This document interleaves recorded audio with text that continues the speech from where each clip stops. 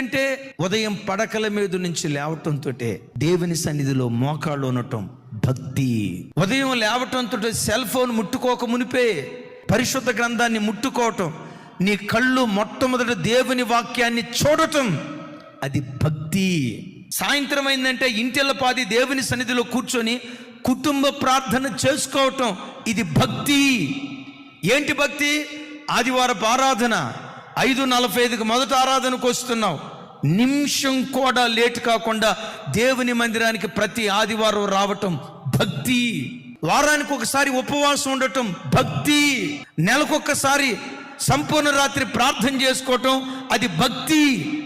దేవుడు నీకు ఇచ్చిన రాబడిలో ప్రతి నెల 10వ భాగం ఇవ్వటం, అది భక్తి. భయము భక్తి ఏ కుటుంబాల్లో ఉంటుందో శత్రువైన సాతాను రాకుండా యోధా గోత్రపు సింహంగా దేవుడే సంచరించును గాక.